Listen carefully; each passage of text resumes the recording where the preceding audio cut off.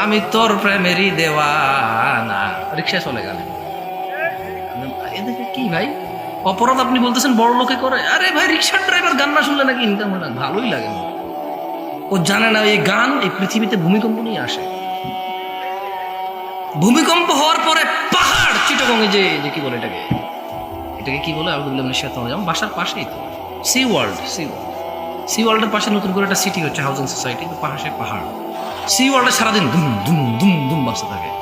গত কিছুদিন আগে পাহাড় দোষে দেখলাম যে গত বছর মারা গেছে, আল্লাহকে শহীদ দরজা দেখে আমি বললাম যে কেমন কথা, আল্লাহ নবী সাল্লাল্লাহু আলাইহি ওয়াসাল্লাম বললো যে গান বাজনা মিউজিক বেড়ে গেলে কি হবে বলেন তো? বাদ্যযন্ত্র বাড়লে ভূমিকম্প বাড়বে। এই পাহাড়ে থেকে বাদ্যযন্ত্র শুনে মানে পুরা কি ওই যে ওই পাগলের মতো, যে পাগল ঢালে বসে গোড়ায় কাটে, মানে ও বোঝে ঢালের আগায় বসে গোড়ায় কাটলে পড়ে যাবে, কিন্তু হাদিসের উপর একটু ইমান নেই। আল্লাহ নবী যে বলেছে যে মিউজিক হলে ভূমিকম্প হয়, কিন্তু আমরা ইমান রাখি। কিন্তু এদেশের রিক্সার ড্রাইভার, সিএনজি ড্রাইভার, বাস, আরে ভাই এই যে আপনারা বলেন বাসে তো 3-4বার মারামারি আমার সাথে অবস্থা। চিন্তা করলাম ভাই ও তো মারামারি করে সেরে যাবে, ইউটিউবাররা বলবো যে এই দেখুন জামশেদ মজুমদার লেগে গেছে বাসের সাথে। হ্যাঁ আমি তো শেষ। তো পরে আর কিছু বলি নেই, মাস ট্যাক্স করে বললাম যে যাও বাচ্চা গেলা তুমি, যদি আমি মাগার জামশেদ মজুমদার না হয়ে যাও তবে তোমার ঘুষি দিয়ে নাক ফাড়া দিতাম। ভাই আমি তো রক্ত রাতের বাজে 2টা, চলতেছে টং টাং টং টাং টং টাং টং টাং গান, চিটং থেকে ঢাকা আসতেছে। রাতে 2টা বাজে এখান থেকে উঠছি। এখন ড্রাইভার বলতেছে যে হুজুর গান না শুনলে ঘুম চলে আসবে। আমাকে কি আজব, 90% মানুষের ঘুমানোর জন্য গান লাগায়। এদেশের 90% বড় লোকেরা গান চালাতে যাতে ঘুম চলে আসে, তুমি বলতেছো গান না শুনলে ঘুম আসবে। এখন বললাম তার মানে গানেরও সিস্টেম আছে, কারো এটা ছায়ের মতো, খেলে কেউ ঘুম চলে আসে আর কেউ খেলে ঘুম আসে না। হ্যাঁ গান ওইরকম হয়ে গেছে। বললাম যে কেন?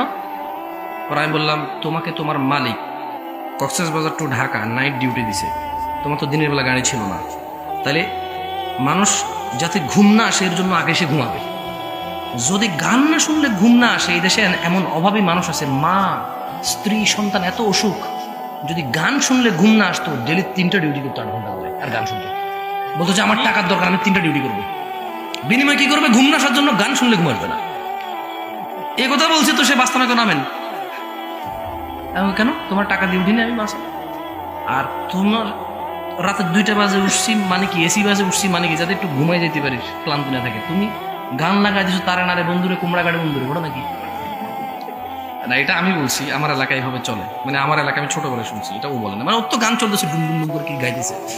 তা বললাম মানে কি মারামারির অবস্থা। আসলে কাকে কি বলবেন আপনি? আসছে হ্যাঁ বলতেছিলাম এই যে গান বাজনা, কোন যুবকের মোবাইল আমরা পাবো না? কোন যুবকের মোবাইল আমরা পাবো না? অথচ পৃথিবীকে ভেঙে দেয় এই গান বাজনা। কি প্রেমিকরা, পৃথিবীর সবচেয়ে বড় অপরাধ কি? শিরিক করা। এই হাদিসে দ্বিতীয় বড় অপরাধের নাম কি? না, ধ্বংসকারী অপরাধ সিহর, জাদু করা। কি করা? জাদু করা। কারা কারা জাদু করছো প্রেমিকার জন্য হাত তোলো।